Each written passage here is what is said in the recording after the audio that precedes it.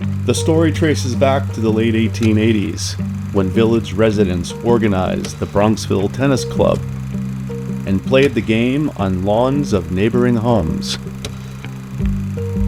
Around 1906, members of the Bronxville Tennis Club began playing tennis at the Garden Avenue courts, which still exist and are owned by the village of Bronxville. In 1907, the Bronxville Athletic Association was created to manage athletic and recreational activities in the village, including tennis. A committee consisting of Joseph Brown, Morris Clark, and Marshall McLean investigated the possibility of developing a site off Locust Lane into a tennis club. They, along with 13 other residents, would be known as the originators of the Bronxville Field Club.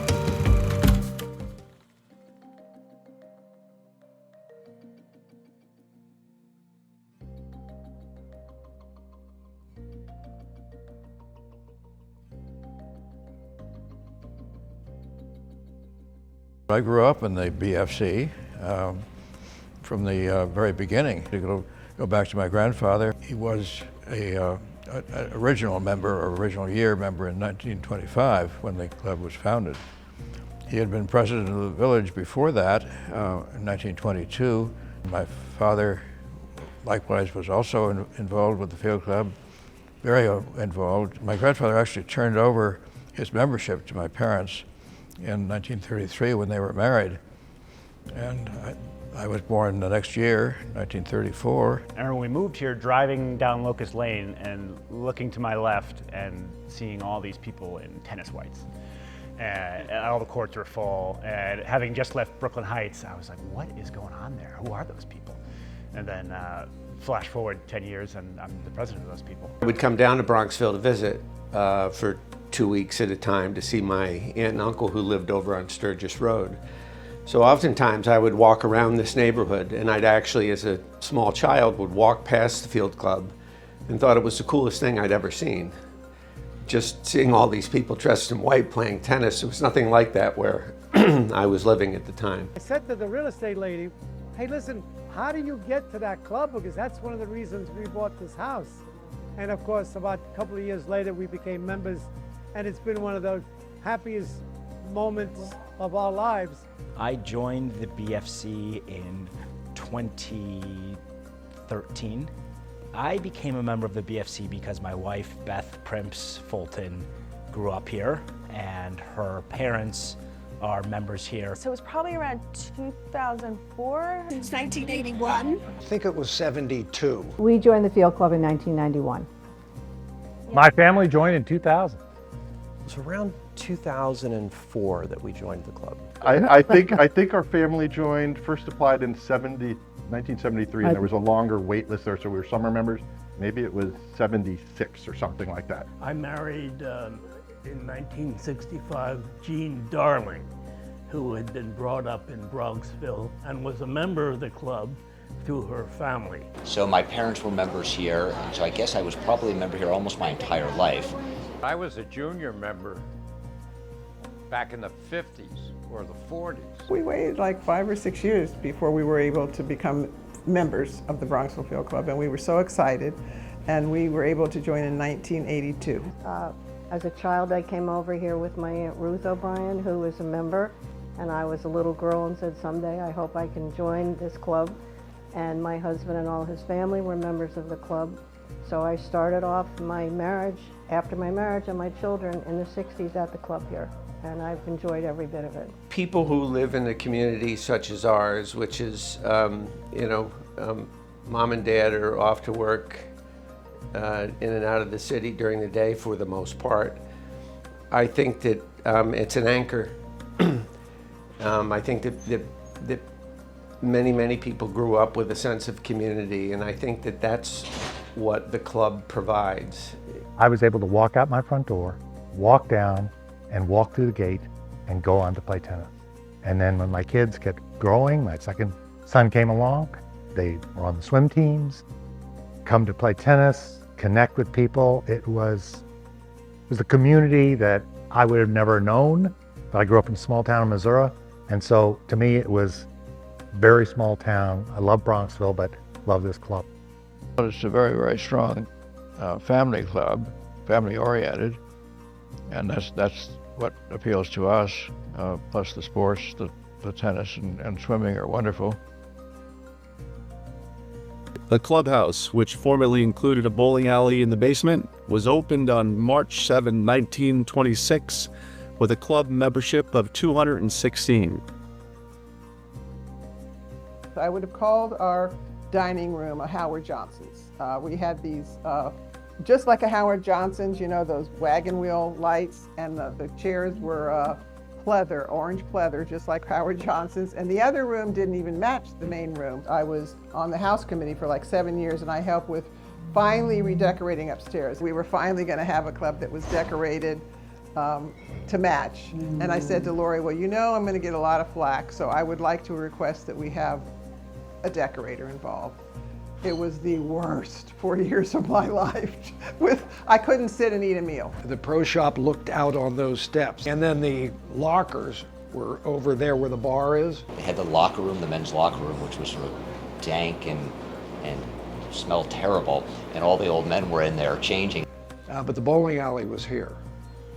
Beth grew up here, and I think she talks about the state of the club when she was young, and it was a little bit rougher around the edges, a little bit more laid back in the way the facilities are, but not so laid back in terms of dress code, etc. So I think the facilities have become fancier and the dress codes become a little more lax. She talks about the bowling alley and birthday parties at the bowling alley. And I miss the bowling alley. Oh. You do miss the bowling? Oh my God. Oh, We yeah. had all our kids' birthday parties at the bowling alley. Oh my God, were you members when we had the bowling? The kids looked forward to going to the bowling alley. Every one of our kids had a birthday party at the bowling alley. Yeah. It was awesome.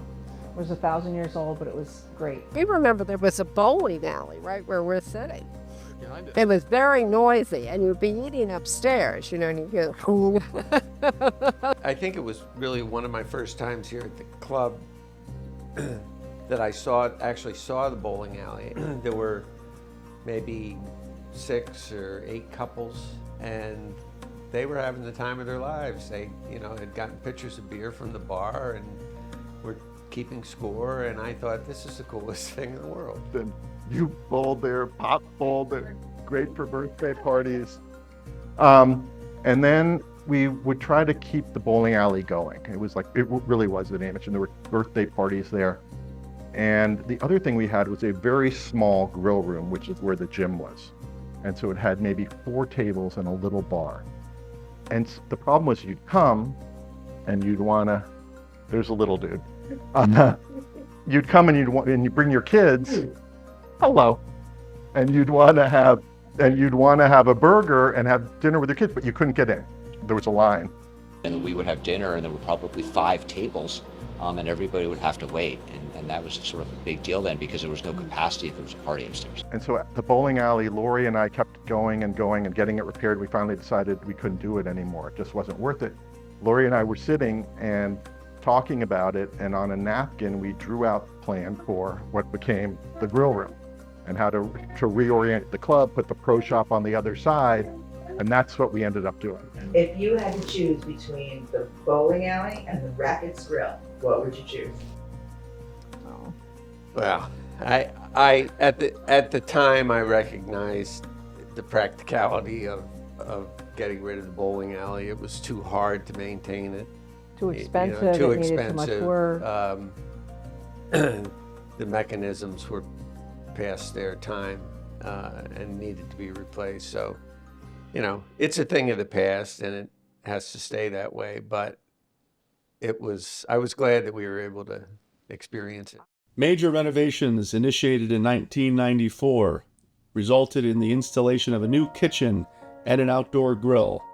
Further improvements in 2007 and 2008 included the renovation of the clubhouse to add a new casual dining area, the Rackets Grill, outdoor grill, kitchen, pro shop, and fitness center. So that's the story I would say is like, you never know, you know, as they say, build it, they will come. Well, I feel that's what it was here. We built it and people really, really had utilized the downstairs wonderful Rackets Grill and made it a happening place, which was our visioning.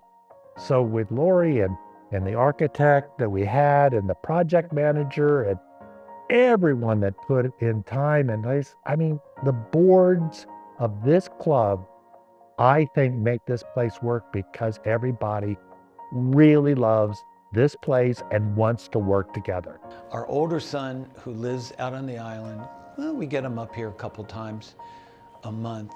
And the way we get him up is we go dinner at the field club Saturday night or Sunday night. And my wife Jackie always says, if you feed them, though, they will come. But particularly when it's at the BFC. Our son says, you know, Dad, this is our favorite restaurant. When you say the BFC, we're here. You know, we're here. Best restaurant in the area. Best restaurant in the area. We really believe that. And it's true. Always consistently with every chef. We've had wonderful meals here. My name is Chef Daniel Newroth. Okay, and how long have you been at the Field Club? 15 years. My name is Mike Dolan. I was the executive chef for 28 years. There were a couple of things happening at the same time because people were getting more formal in the club for food, but they were also, at the same time, they were kind of getting more casual too. So like for the first 10 years or so, yeah, I couldn't put hamburgers on the dinner menu, which I used to think was nuts because it's like it's a really good dish, you know. I mean, I don't know, we had probably about 50 people at that thing, and that long table was set up downstairs. And it was the chef, Michael. It was his first week on the job. And he put out a spread, the likes of which just absolutely blew us away. And it was just absolutely remarkable. That just set the tone for him being the new chef around here. And so that was a very, very fond memory. When you first opened the Rackets Grill down here, was the kitchen already built, or you were using the kitchen upstairs? No, we built the kitchen at the same time, and it's just been modified a little bit since, but it's like basically the same configuration. You know, the way of the world and things have changed as far as dietary restrictions and nut allergies and all allergies, I'll just say in general, and that really changed the way how we think and how we operate and how we have to handle our food. And healthier way of living has changed too, and people are very interested in what's going to make me healthy, what's going to make me live longer. So a lot more vegetables. And then when he planted the garden, oh, everybody was so impressed with that. So we have our own little garden thanks to Chef. I started the garden because I wanted to get children excited about vegetables and no more chicken tenders and French fries. And some of the children who help him weed it and everything. But he has always wanted to please the members. You know, it's just like, when I grew up on a farm, I planted the beans myself and watched them grow. I was so excited to like pick it, cook it in the kitchen and start eating them. That it got me excited about vegetables, and that's what really I wanted to do here in Bronxville, is get the children excited about vegetables instead of other things that we're eating all day long, like pizza. One member told me that I'm doing God's work. So I've really been working hard towards that goal. Doug Cruikshank had also written a letter for me, and he got me involved on the House Committee. And that was a lot of fun. Doug and I went on an anti-olive crusade. Doug and I don't like olives, so olives went from being everywhere at the club to nowhere at the club. I'm sorry, that could be a little bit divisive, but it was in the bread. It was everywhere, so we had to stamp it out. And so Doug and I led an anti-olive crusade. And I think maybe my single biggest contribution to the club. I tried for 6 years on the board to get milkshakes back at the snack bar. I was told by Michelle that it was impossible, it was a health hazard, we would kill all the children because milk cannot be outside in the hot weather, and it was, sorry sir, it was impossible. And then somehow whoever the board came after me, it might have been Ted actually, they got the milkshakes on. So clearly my level of persuasion was somewhat lacking. Because this is sort of the center of my social scene at the club. We come here a couple times a week and see a lot of the same people, a lot of different people, and pretty much this is almost the only place we see those people, or a lot of them. It's just a great place to enjoy your friends. For us, it's like Cheers. Everybody knows your name. You walk in and old Mr. Pendleton comes in, he gets a Negroni. They know it. And, you know, I always, at old-fashioned, I write a real handwritten note. But our staff deserves to know how much we appreciate them. They say, wow, Chef Dan will say, oh my God, I got the nicest note. And I said, well, you deserve it. You guys work hard. And he's got a wonderful sous chef, and his name is Dan, too. This one's more well done.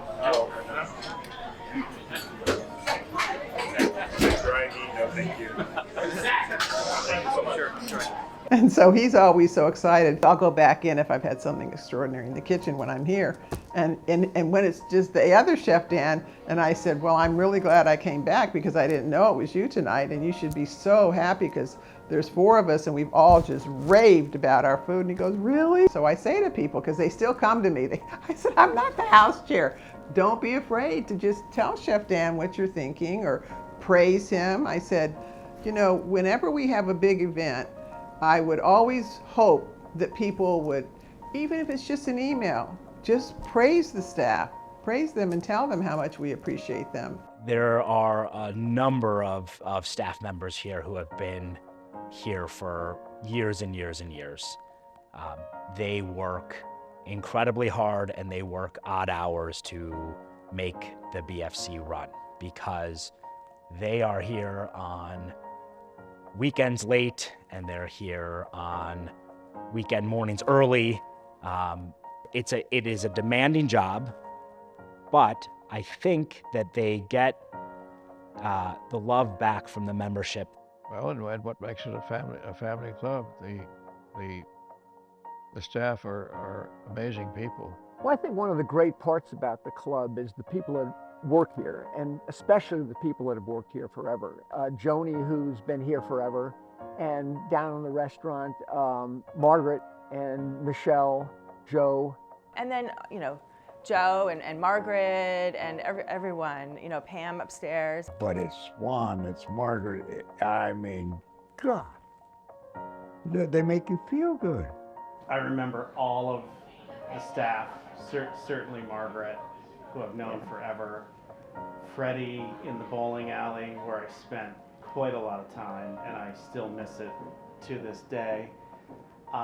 Margaret knew Annie when Annie was a little kid and was there serving drinks at Annie's 21st birthday party. And Margaret, to this day, God love her, still brings out as a joke to our boys French fries at dinner because they started with chicken fingers and French fries instead of the steak roast when they were little.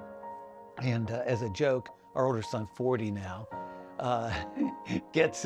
still gets French fries. I've known like Joe and Margaret and some of the people that have been working here forever, and they've seen the kids grow up. Well, the one person that stands out, I'm sure everybody says this too, is Margaret, because she really knew the kids as they were little, and she sees them now as grown-ups, but she'll always remember their names, and the kids love to see her and talk to her. So she's very special, but obviously so is everybody else, you know. I've been working here since November of 2004. Favorite part of working here at the Bronxville Field Club is that the members are all very nice and willing to appreciate everything we do here, and they always leave with a smile. They come with a smile on their face and they leave with a smile on their face. I love sports, and a lot of members love to talk about sports. They always ask me what the scores are at the beginning of the morning when they come in, and sometimes when they want to change the TV to the Mets, I usually give them the small TV, not the big screen, the big TV, because the Mets are the little brothers, so I put them on the smaller screen in the middle of the bar. How so many members of staff are also part of that family that we feel so strongly about. Ashton, who worked here for years, he looked out for our kids. They've gotten to know us, they take the time to get to know us, and we've taken the time to get to know them. And it's really enhanced the experience for everybody. It's really been great. One of my sons became very, very close to Ashton, who was here at the time. Even when Ashton left here, he continued to call my son and ask him how he was. And Margaret knew my children from birth. So for me to come here with my children and my grandchildren, she can just look at them and remember all the memories. Same thing upstairs with the staff. Margaret, Grace, Joan, certainly Dominic, I have to say that first, and then Lori, and now Des. Nothing but happy memories. The only thing I could say about Dominic was he was just absolutely a wonderful, wonderful man, and the way he did things here and the way he ran everything, and he was personal. I thought that was one really cool thing about Dominic. Here he was running the club at the time, and he was always great to me, and always in a full suit. I don't think I ever saw him in anything but a suit, even if it was 120 degrees out. But my father and his friends, I think it was every Tuesday night, they would be at the bowling alley with, it was like Mad Men, like martinis and cigarettes and what have you, but they witnessed Dominic roll several perfect games, which is pretty incredible. Of course, our major challenge, I guess, was when Dominic Acasella, I was just on the board. He died, unfortunately, untimely. Laurie was his bookkeeper, I guess would be the right term. He used Laurie in lots of ways of bringing her into the club management sense, but she was only 29 years old at the time, and we were a little bit apprehensive about whether a 29-year-old would be up to managing a complex organization like the club. Turned out that Laurie, several of us who worked with her, felt very strongly that she was capable. I was vice president then, and it was a very difficult time losing our dear manager that everybody loved. We got the board to vote to let her work for 6 months because she'd been working a lot longer, just doing it for nothing. So she was hired as the interim manager of the club. She did so much for this club, and her new vision was fresh and new and best thing we ever did. Lori is beyond amazing, and she always, I always thought she was amazing just as a member, and then when being on the board, you get to really see how she operates and how she has such a handle on everything from, the carpet and the lighting to the financials to, the numbers. Such an incredible grasp of everything. It's pretty mind-blowing. To me, the backbone of the club is Lori. She is creative. She's got great taste. She understands change and keeping things fresh. I don't understand when Lori sleeps. I don't understand what she does in one day. I know she works so well with Des, but I mean the amount of events and everything that she plans now compared to when we were coming to the club, I feel like it's twice the amount of work and happening and what's going on and how does she get it all done. Kind of love and support I got from when I threw the surprise birthday party for my wife. I had my father-in-law and mother-in-law fly in and people from the city come in, and I felt very proud to be able to celebrate here in a surprising, I saw a lot of those pictures of her being just blown away, and Lori, God, don't let me do that. So it's one of my favorite memories.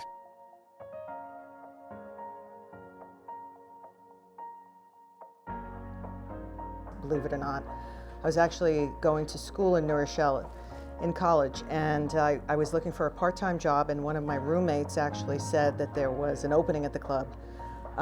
She had absolutely loved working here, and she had convinced me to come, and I started working in the office very part-time. The staff here was amazing, and Dominic Acasella was here at the time as the GM, and he was an incredibly supportive person, and actually was pursuing a career in something completely different. And it just kind of evolved over time. It was really my happy place, and I have to tell you that it continues to be that today. My relationship with the staff here, they needed me to come back, and we needed to bond together and help Dominic through a very, very difficult time in his life. Dominic was probably one of the most dedicated managers that I have ever worked with. Dominic was a one-man show for so long, and he knew every single job that everyone did in their capacity here because he had probably done it at some point during his career. When I look back at what it was and what it is today, it's drastically different. I think years ago as well, there were probably very few people who ran the facilities because it wasn't as busy as it is, and you didn't need to have as many staff people running various departments. We have probably about 100 employees who are here on staff year-round, and I think in the minutes at one point I read that there were 5 people that ran the entire facility.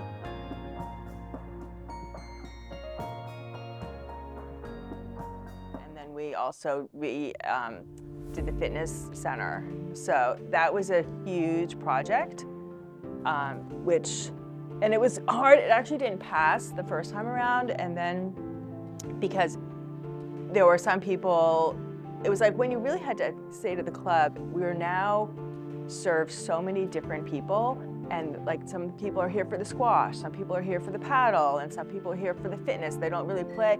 So it was really kind of a push to explain to people we need to have great facilities for all of these sports because everybody, it's not just a tennis club anymore. We've now really become a multi-use club.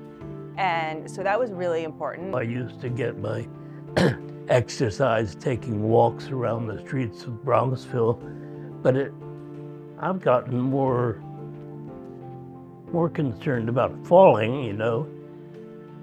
And what has been, and I never would have expected it, what has been a real lifesaver for me has been the fitness center. We've had a couple of iterations of the gym.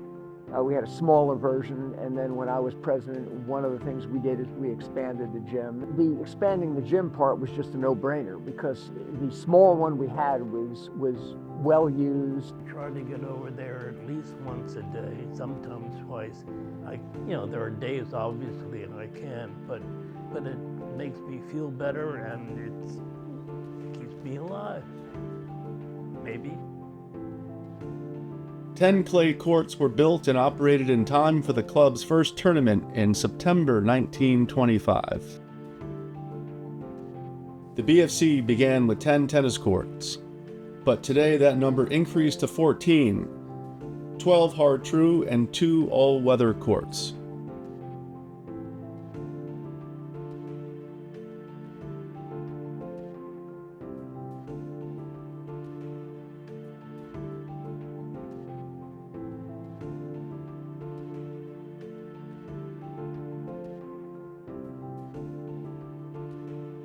I think the sports are the lifeblood of this club, and the best thing is being involved with your kids, seeing them go from just starting out in a sport to actually getting really good, and then playing with them. So my kids grew up here. They played every sport: the paddle, tennis, squash, swimming. It's been fabulous. And then we'd have the occasional father-daughter tennis match. Christina at least played some squash here too.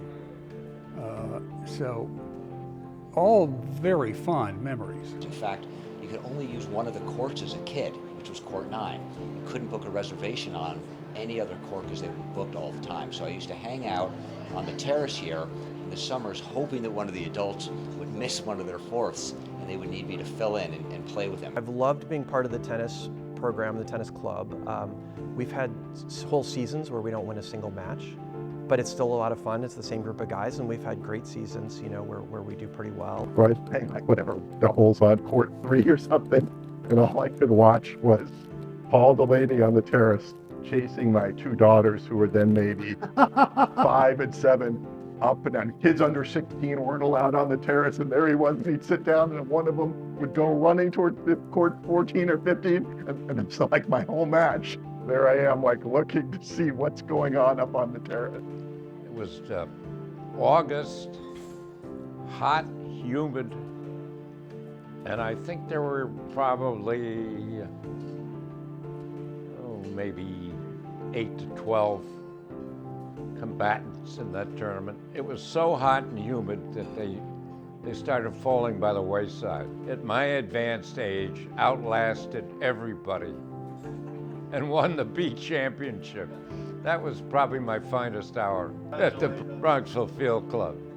Another time I remember my daughter was playing, and she was playing for the final in the draw, and I think I was on another court in the consolation round. So the two of us, I kept looking to make sure she was winning because it didn't matter if I was going to win. But of course, that was a special moment too for the both of us to be on the court together. I think sometimes we played almost every day. My eternal tennis partner was Frank Kennedy, and the only aim I had was to win a couple of sets off from him. I won one set once. I was so doggone happy. We always had to have a theme, so it was either the twilight tennis. I think the most incredible social events that I have remembered is a lot of the tennis, like twilight tennis. But Court 1 was where everything happened. At Court 1 was always where, in our time,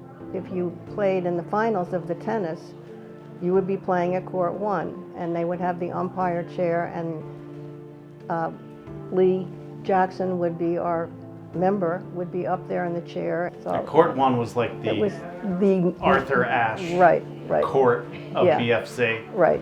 That's If you a were big- on Court 1, especially if Yeah. Lee was up in the chair, right, you were either coming in first or second. Yeah. You know, and it was like you had made it, you know, as far as tennis goes. We had George Pickwick, Lucille Pickwick's husband, and George would be there with Lee Jackson. He was always there, whether he was sitting in the chair or with talking about the match. Some of the favorite characters, I mean, you'll probably hear a lot about George Pickwick, who's the king of Court 1. He was king of Court 1. He was mayor of Bronxville. George was a great guy, but he wasn't a fan of teenagers or even younger kids being around Court 1. He ruled Court 1, and as the ruler of Court 1, he couldn't resist jumping up into the umpire's chair and calling balls and strikes. And then, but his favorite thing was picking out players as they came in new, and I didn't realize when we joined and were not yet members that George said, "Well, how would you like to play a game?" And I said, "Well, very nice," but I didn't realize that that was an honor. And so went out, and I don't even remember who we were playing, but it was doubles. And there was usually a crowd on Court 1 when George was holding forth, and suddenly it was my serve. And George was up at the net, and I mistossed my ball and hit George right in the back. In the midst of it, much to the amusement of our opponents. I thought that was the end of my membership, but it wasn't. They used to have an event here called Friday Night Tennis. Well, the Friday night tennis we did for years and years. That was always fun. The other thing about tennis in those days was I remember my parents with the Friday night tennis, which was a huge, huge deal. This was where the field club was uncertain about drinks, and they were being a little careful about having too many drinks. We would go to somebody's house for cocktails, have a couple of drinks. When you signed up for it, you were told who was going to host the cocktails. And the cocktails were hosted at individual members' homes. So see, people love to see other lovely homes, and it was a good way for people to kind of break the ice, literally, or have fun. And then everyone would come back to the club for dinner. And I guess that was the social event of the week. So on the bubble, I mean, the first bubble, it was hard to get through Mount Vernon, and it was difficult, as many things are in the club, and we really realized that the club needed to become full season club. And so we had the paddle courts without lights at the time. That was another thing we accomplished. And so we had a committee that put together the bubble, worked through Mount Vernon, worked through some of the legal issues. Pros are an integral part of the club. BFC's first tennis pro was Bob Cahill, who served from 1932 until 1959. People can get very close to the tennis pro, the squash pro, especially if you're taking private lessons and they feel almost this personal connection to the pro. I think it was Jamie DiCarvalho who was my pro, and he was very patient with me. We liked Jamie, who was our pro at the time. And Cliff said, you have to take lessons from Jamie. He is amazing. That was our pro. And so I started taking lessons and I was hooked. So I played lots of paddle and lots of tennis, and the rest is history. And Jamie loved Lauren, so he was able to put her into more competitive groups. And maybe she was the first young girl to go play with the boys at the time. So I thought that was very exciting. We loved Jamie. He was the most fabulous tennis pro that you could ever want. He was a superb man and a lovely man, and taught, you know, the right decorum for competing and not losing your temper and all that. But he also really was very diligent in trying to improve all of us. One year when there was the B team, was one really large team. It was just called the B team. And Chris Gilroy at the time was the tennis pro, and we had so many, he was going to divide it into two teams, into a high and a low B, and there was so much jockeying, and everyone was just kind of, you know, cozying up to Chris to, you know, and being competitive on who's going to be on what team. I remember the day he put out the final list, and then he went on vacation for a week, so like nobody could come and talk to him. When I was rackets chair, I worked with Nathan, and he had joined pretty recently after I took over that position, and working with him has been great. The program since he was hired here has just grown exponentially. And that's testament to him and the staff he's hired. Seeing what Nathan has done, where he's brought in a number of pros, all who are from somewhere else outside the United States. You know, he hires the best assistants who leave for head pro jobs, which is really special, and he helps them grow, and he still hasn't fixed my backhand, but you know, hopefully, you know, someday it'll come together. And I remember when Nathan came on board, he was in California at the time, and he seemed really young, but he was phenomenal from the search, like heads and above everyone, and we just were like, this is the guy. And then So I remember when my daughter Lainey was about 6, I got her out on the tennis court, it was the first time, and thought that would be a fun thing for us to do together. So I had her start at net, you know, to start with volleys, thought that would be easier. Hit a ball to her, hit her right in the nose, bloody nose, you know, exploded. And that was our only tennis adventure. So it turns out she was a squash player after that. In 1926, a building housing a squash court was funded by the generosity of several members. In 1997, the squash house was replaced with a 2-court facility that met international standards. A 3rd court was added in 2008, and a 4th court was added in 2016. I played squash until, you know, maybe 8 or 9 years ago. I enjoyed that a great deal. And I also played squash when I was much younger. When I was a kid here, I liked to play squash. We didn't have the type of squash program that we have now. It was just playing with friends. The first time I came to the BFC, I was dating Beth, and we went through the squash house, and this was the weekend before the Grand Central squash tournament. And for a period of time, members here would host some of the competitors who played, the professional squash players who played in the Grand Central squash tournament. and they would practice here. I walked through and I saw some of these professional players playing squash, and I turned to her and I said, "You have some really great squash players here at the club." In my mind, I thought, my goodness, the level of play here is tremendous. The best things that happened during my term were we were able to expand the squash house. The extension of the squash house, I think, is great. Well, now it's like, you know, always crowded in there, and of course adding the squash, extra squash court. I mean, we could have another squash court, and it would. So that was a big deal. And because we have the state-of-the-art squash house, everyone is so impressed with our squash house. It's a very good rackets club. And so and I'm thrilled to know that when we were first members, or actually for many years, squash was kind of like not much. I was thrilled to see the squash place improve and all these young people taking to squash and doing well with it. And it's just an excellent club for racket sports. My two daughters play squash. I knew what squash was, but I never watched a match or anyone play.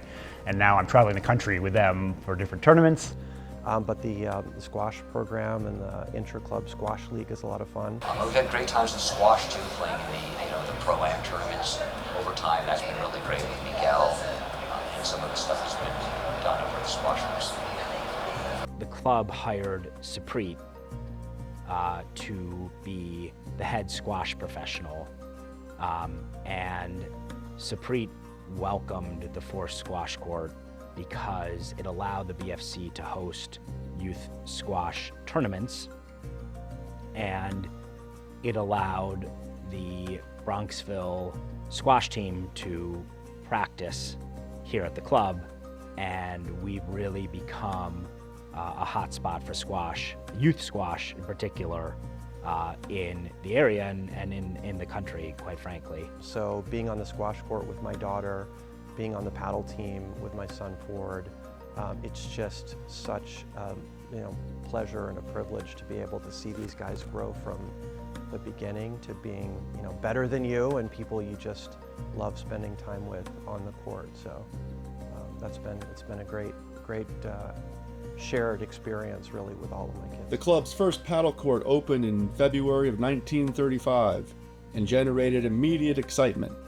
My favorite racket sport at the BFC is paddle tennis. It's really my winter outlet.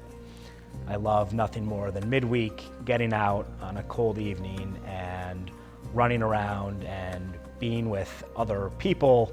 I remember one match, we were cruising and we easily won. I mean, it was like 6-1, like we crushed the other team. And final point, we shook hands, we were walking off the court, and one of the players says, I actually think that last ball was in. And we're like, we've already shaken hands, or we're walking out, feeling, no, really, it's our call, it was their call. And we're like, all right, I mean, it was so easy. We're like, okay, whatever, we'll play one, just assuming, we'll just play one more point. Well, some reason, we just totally fell apart. We ended up losing the match. After my wife died, I did take up paddle tennis, which I wished I'd taken up earlier. But after she died, some very good friends of ours convinced me to come out and give it a try. And I really found it a wonderful game. As I say, I came on it after the age of 70, so I was never going to be very good at it, but I do wish that I had played earlier. Favorite athletic event has to be paddle, which I didn't even know existed until I joined the BFC. When I joined, my kids were 4, 2, and 0, so the only time I could get out was basically like 8:30 on a Tuesday night after bed. And I took a lesson, and then I showed up to kind of a clinic one night, and there were a bunch of guys like me. And it was a social dynamic to it. There is a bit of competition, which is fun. And over the years, I've participated in the leagues and the paddle socials. So my favorite paddle matches have probably taken place during the member guest paddle tournament that takes place in February of every year. I recall one member guest tournament where it was so cold that your racket would literally freeze. We were resorting to using the floor of the paddle court to hit our rackets against to knock the ice off. Same thing with paddle. I think right now we're the #1 men's team in Westchester. We're winning Division I, which I'm not sure. No one I've heard has ever said we've been there before, so that's been fun. Some of my favorite days were with we played paddle. Two parents, two kids, the Foster. Two parents, two strong kids, and we beat the heck out of them. That's true. And I thought it was like the father influence, They just couldn't do it. That's true. It was that was a John. It was, yeah. That's right. That's funny. In 2013, the paddle courts were enhanced with the installation of lights. This allowed players to enjoy the courts after sunset, with play permitted until 10 p.m. Yeah, getting lights on the paddle courts was a really big deal because that extended the paddle season. I used to Google myself, and it would have all the productions I worked on and my credits. And now when I Google myself, it's my paddle results from a match against the New York Athletic Club. And I'm okay with that. And I remember saying to Lori, I think it was probably, 12 years ago, I had heard through a paddle luncheon, I had heard someone talk about pickleball, and no one had heard of it. And I remember saying to Lori, there's this new sport they play in retirement homes down in Florida. It's called pickleball. And she's like, huh? Well, Lori being Lori, she then immediately got some rackets and balls and nets.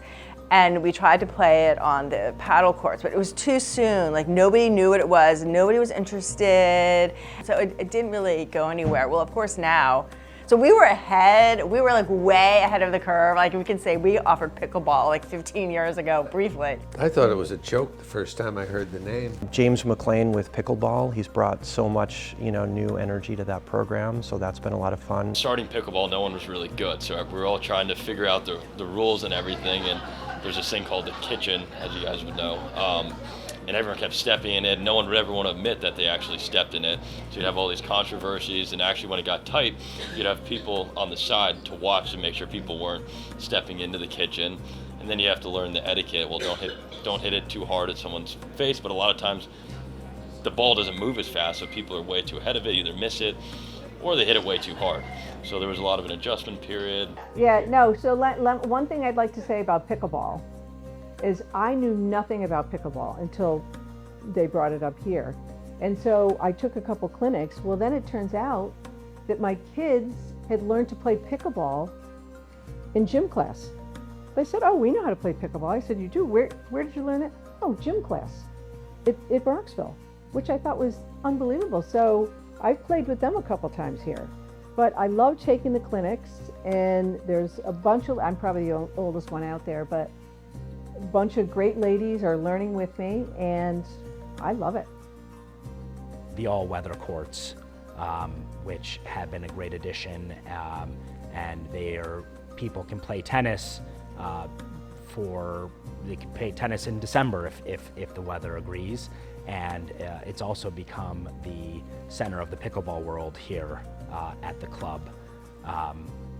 And I think pickle is played more than tennis on those all-weather courts. At first, I wasn't sure I was going to love it because it's a wiffle ball, and but as soon as I started doing it, it's a no-brainer because you could actually play tennis in the morning and play pickle in the afternoon. And right now, I'm having more fun playing pickleball than tennis. The first swimming pool was constructed in 1939. I remember learning how to swim in the field club pool, which was brand new. So I was probably, 3 or 4 years old, and I remember Mr. Crowbar or something like that was the instructor at that time, and I remember being floated around the pool in the shallow end, being kept out of trouble, and swimming came kind of naturally. I actually won a race in I don't know what year it was. It was probably 1944, but the first memento, or whatever you want to call it, that I ever earned. So it was very fond memories. I can remember the old pool when it was a barge and finally started to rust out and we had to replace it. The first pool lasted for nearly 60 years before being replaced in 1997, with one measuring 25 meters in length, with 8 lanes and a diving board.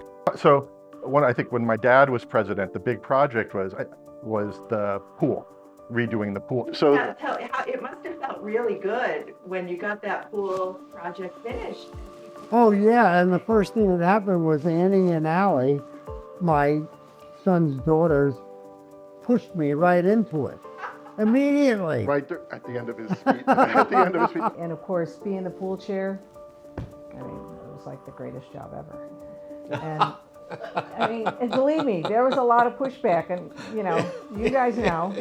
But those 5:30 in the morning No, or 6 o'clock in the morning calls saying I the pool's not open, early morning swim can't start. 6 a.m. Do you have the People were key? calling me, where's the lifeguard? He finally said, like after the third day in a row, he says, you pick that phone up again tomorrow. He says, I'm going to kill you. Anyway. The pool has been a godsend, especially when they were young, obviously, because lifeguards here are basically babysitters. So you could actually relax at the pool. And as they get older, now they can just walk down and go to the pool. And obviously my snack bar bill is extravagant because of it. But it's just great to have. And then the craziest one, about 10 years ago, Ranjit Bhattacharjee started talking up water polo. And everyone is like, that is the dumbest idea ever. This is a country club. That is never going to work. And he got it started. And now, every Saturday morning, 20 people show up to play water polo. And it's a lot of fun, mostly well-behaved. But I love the pool. I love the quiet of the morning here. I definitely remember my older brother and his friends doing the craziest dives off of the diving board to the point where they'd be asked to leave for the rest of the day. And certainly the old sun deck that was adults only. I remember just being like, only they're allowed up there. Like, what's that all about? Just hanging out at the pool. I remember when our kids were young, especially our little one, Jake, he'd walk around and greet all the other people in their lounge chairs. And it was like they called him the mayor of the pool, because he was like, a little kid he had glasses on, introducing himself to everybody. I would come home from work, don a bathing suit, come on over and meet my wife here, and we would swim together. All those are really good memories. I have a drawer in my house that has all their deep water bracelets, and it was like a banner event in our household when each one got it. I can remember them, how proud they were, and they never took it off, even when they weren't here. But when we became involved with the swim team, the mentality was really that, the field club was just this little club that had a few good swimmers over the years, and we were sort of languishing in the lower divisions. But we would have these meets, and they were a lot of fun. But then all of a sudden, we started getting pretty good. And that was because of coaching. They encouraged the kids wanted to work. Slowly but surely, we started climbing the ladder. And I can remember, and this is not a diss on Siwanoy at all. I was going to say it if you didn't. I was going to tell this story if you didn't. But Siwanoy was a perennial powerhouse. There was no way the field club could beat Siwanoy. And one day we beat them. And the first thing, when I heard, I was at work, the first thing I called the coach and I said, there's a new sheriff in town. I think that was might have been in Division III. We did get into Division II, and then we actually made it up to the first division for 1 or 2 years. We'd sort of bounce back and forth, and then we'd go down to Division III. Swimming on the swim teams, I got all their little, as you might know, I have all their little ribbons still. I kept them, haven't let them go. And they still talk about that, what that meant to them. In the 17 and under relay, Jim couldn't swim. He couldn't be there. He had to swim in another meet. It was a national meet. And so 5-year-old Aiden swam in Jim's place. And I think the way they said it, and swimming in his place is his 5-year-old brother. Yeah, but swimming in his place is his 5-year-old brother. And Aiden swam anchor for the 17 and under relay. Or something like that, yeah. The swim team is a phenomenal institution here. And when you go to these meets and you see them throw Mel in the pool and their coaches in the pool, it's really an amazing experience. I think also our own children, it was part of their own closeness. They all became very close through the swim team. Just swimming together on one club, competing for one team, was just great for our own children. I enjoyed swimming, enjoyed racing, and that's history.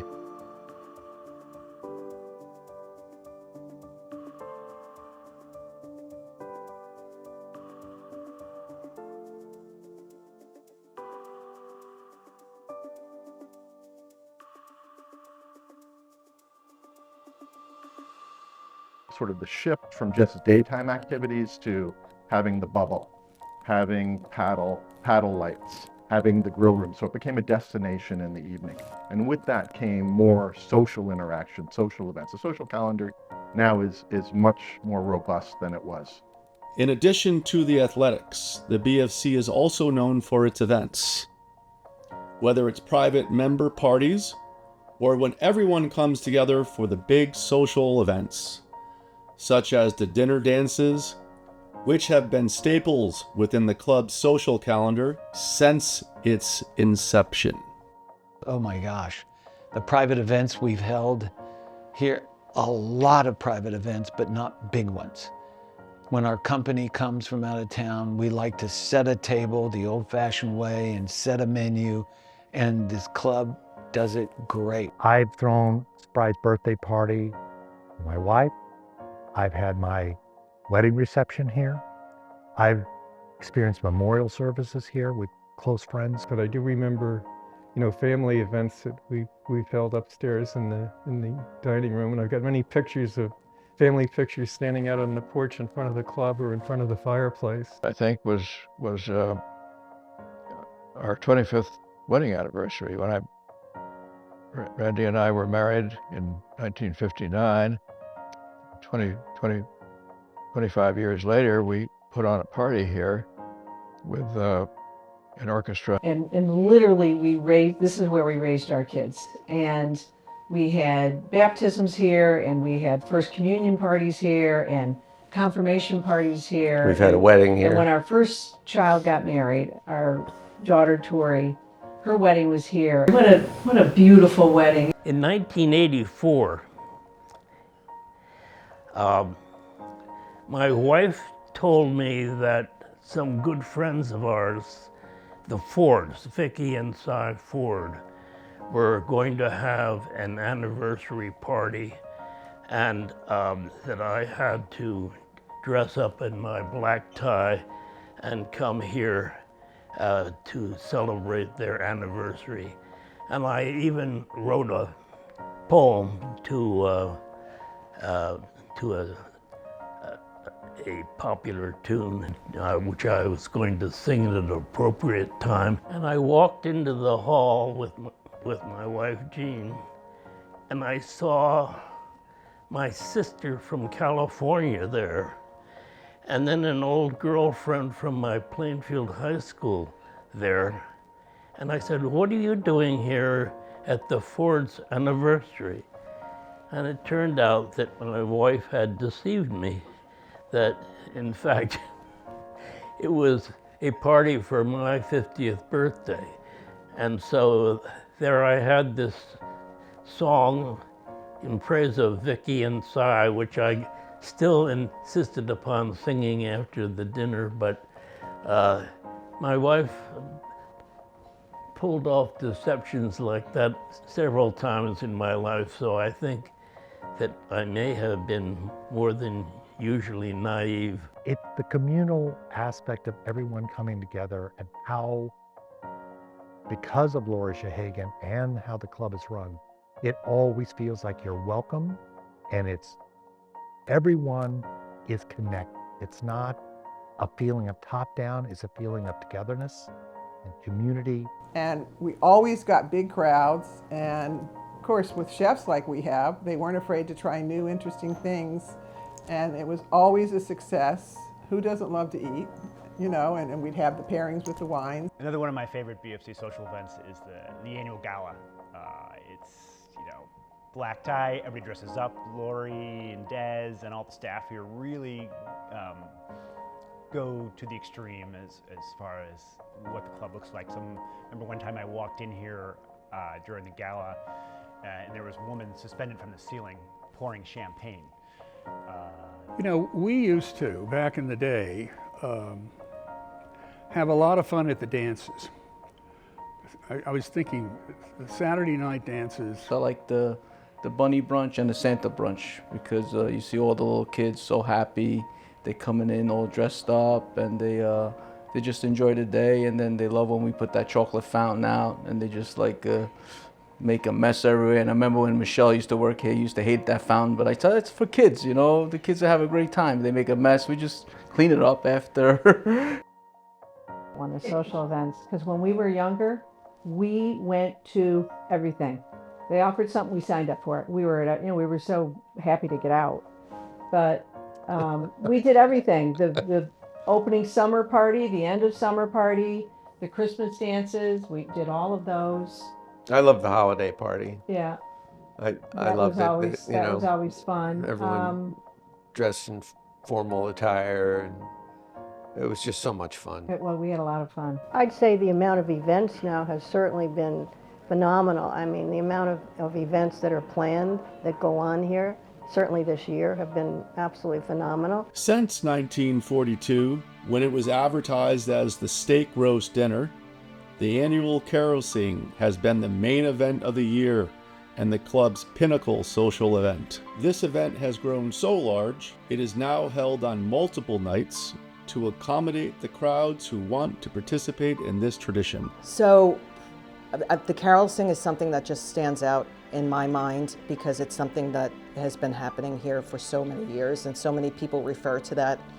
And when you talk about it, anybody that's experienced it has this very deep kind of understanding and love for what it was, and what it is, quite frankly. And the fact that we were able to continue to do that during COVID was such a magical time. We've always enjoyed carol sing, Christmas carol sing, and we've attended that for a long time. Oh my gosh, we came here, we never missed carol sings. My favorite BFC social event has to be the Christmas Carol, the carol sing.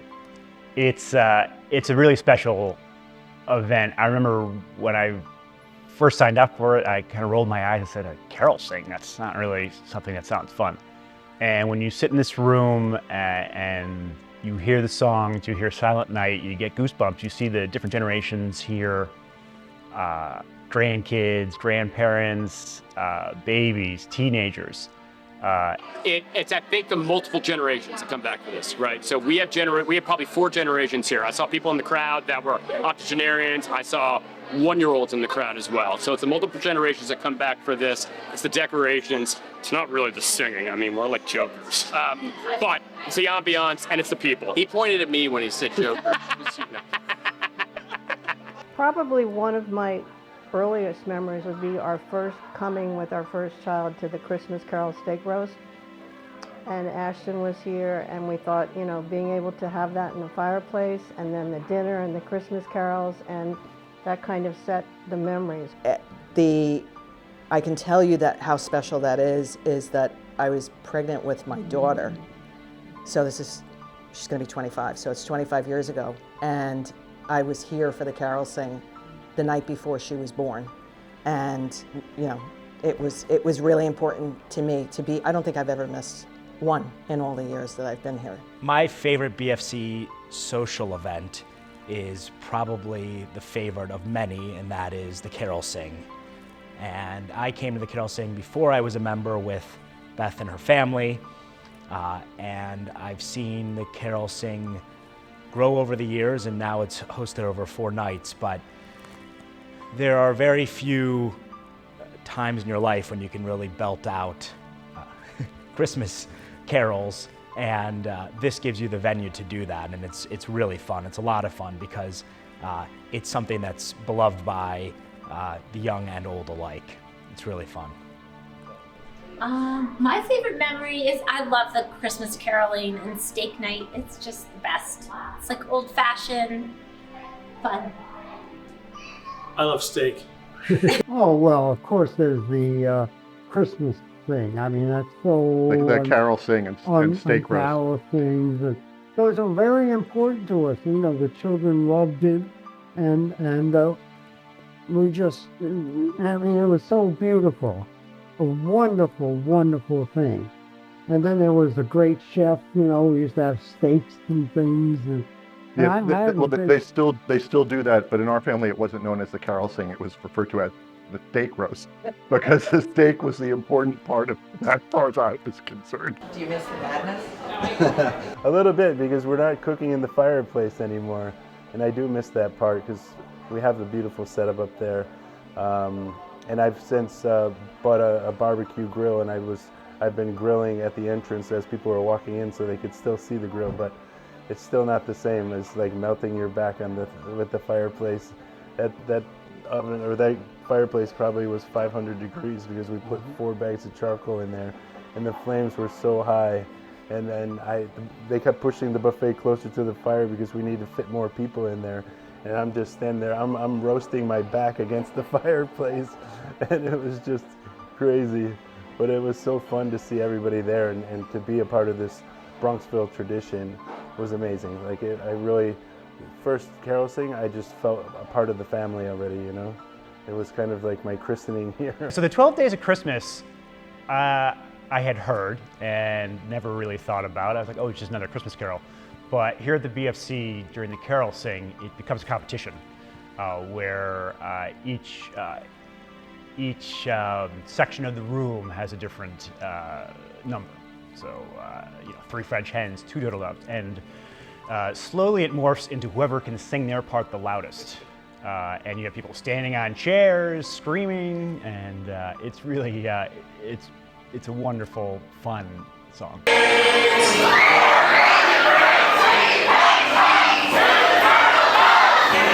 And when it got to your section, everybody stood up on chairs and sang. And it just went crazy. And of course, everybody was drinking prior to that during dinner. But it was really cute that everybody stood up on the chairs, and the kids would fall off on the chairs, and sometimes the parents would fall off on the chairs.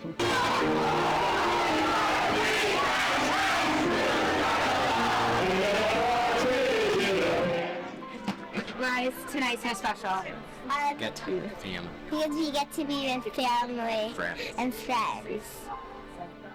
I have to say, too, the club has come through when you need them in sad times. My wife died 22 years ago, and since that time, the club has become an even bigger part of my life. I unfortunately lost my husband to cancer, and it was just shocking when he got cancer and was gone in 2 months. So I just was very happy to belong to this club because it still to this day is very difficult, but I feel like I can come over here and sit at a high boy if I want to. It's hard by myself, but it's a family-oriented club, and Dad would come and say hi, or somebody would come and make me feel welcome. And so I feel like this is my home away from home.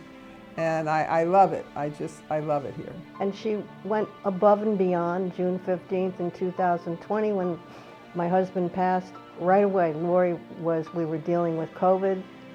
It's a very delicate time. Lori said, I will take care of it. And I left it in Lori's hands, and she said, you know what? We will have a memorial luncheon here where it all began.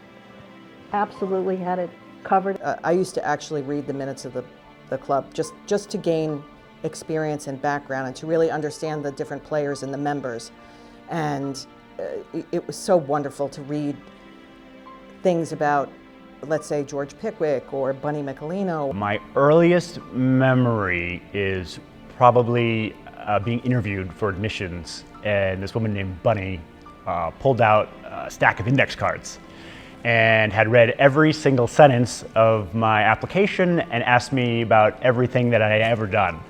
And so I was very lucky I didn't lie or embellish the application at all, because she really grilled me on it. There's only one Bunny, and she loved her Bill Olney, she loved. I've known Bunny since I was born. And one of my earliest memories, I'd be skateboarding around our neighborhood, and whenever she saw me, she would come out and make me do skateboard tricks for her, like in front of her house. And then, of course, when we joined, my wife and I and the kids, the very first person standing there was Bunny. And she was like, it's about time. Or people that had been here for years and years and years who, in their youth, they were here using the club and they were in capacity of some sort of committee or whatever. I mean, what's interesting is the continuity. So, like, there's a picture upstairs outside the men's room of my dad with the paddle guys. Like, Bob DeLascia was one of them. And so they got the old wooden paddles, and they're all there. And Dick Bauer and others, and that's pretty cool.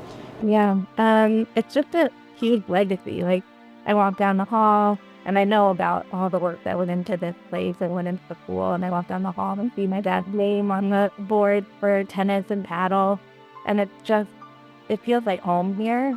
Like, I was talking to Margaret, I think last week, and I was thinking like, oh, she knew me when I was a kid, and now she knows my baby. So we didn't have a big sense of community here, because our neighbors' kids went to different schools, and we really needed to find a place to kind of center ourselves and be part of a bigger local community.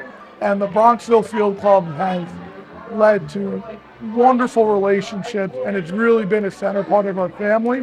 We love it here. We're so grateful to be a part of it, and we're happy to see the 100-year anniversary and hopefully many more years to come. I've made it a pact, even if it's just with the family, all my birthdays here. I just feel like it's meant so much to me that I want to give back and let the club know how much I appreciate the kindness. And the staff, you feel like the staff could be your sisters and brothers, and so it's just an amazing club. July 1993, Elisa and I had our first date at the Field Club. I was 24 years old, still living at home. She was 22. Just graduated college? And I had two reasons for proposing a tennis date. Number one, there would not be a lot of talking. Number two, I would have an opportunity to see how she looked in a tennis skirt. It was a successful date. What would you have to say? It was a successful date? Yes. But this has always been my club, and they mentioned in the video that it feels like home, and I thoroughly agree. It's always felt like home. I see a lot of kids when I've been working here over 20 years, and I've seen kids like when they were just born and they would bring them in their carriages, and then now they're in college and they're gonna get married. And it's definitely, one of the best parts about it is the deja vu you get when you see your kids going through it. Because I'm like, when I see them doing certain things, I'm like, oh my God, I was doing that 40 years ago. And it just brings you like right back. And then I would say really one of my best childhood memories is just being at the pool with friends and going to swim team and then going to the snack bar after. It was just such a special time in my life that I will never forget. So when you walk in, you see people you interact with people, and it's incredibly social. And so when you come over here, there's always somebody that you know, whether it be from the staff, employees, or other members. And it's a home away from home. It's a lot of fun to walk in and see familiar faces. It's a whole bunch of things, but it's the community, the sense of community, the sense of belonging, and I must say we're not as good as we should be at knowing younger families now, but we do attend some of the parties and events, and we look forward to meeting new people and enjoying everybody, including many old friends who are still here. Really, I feel like it is almost a second home to my family because we have spent so much time here over the years. But it's really the people, you know? It's just, the club attracts just great people. Happy Centennial! Happy 100 years to the BFC. The Bronxville Field Club, congratulations. I can't believe the BFC has been here for 100 years. And I have almost been here as long as the club. To all the great people, the wonderful staff, the continuity that we have here, the dedication, and happy birthday. Happy 100th birthday, Field Club. Happy 100th birthday, we love you. Well, 100 years is 100 amazing years, and I would just say, you know, keep it going another 100 years. Happy birthday, Bronxville Field Club and all its members. It's 100 more years, right? Or more. I'd just like to wish the club a happy centennial. I haven't been there quite that long, but it feels like I'm approaching it in a good way.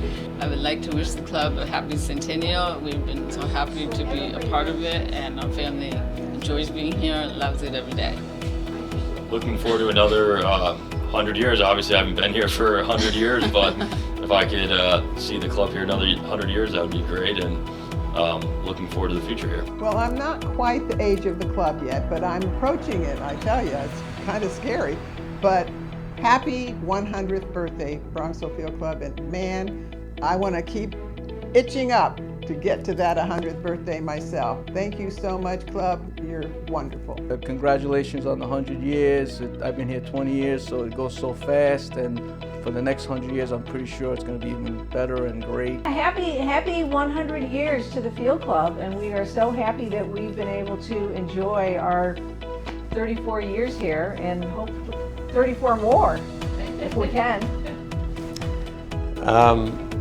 I wish the club great success for many, many, many more years to come. And here's to another 100 years. Congratulations, BFC, on 100 years. I would just want to say congratulations to the club, the staff, everybody who has made this possible from the 60s to now.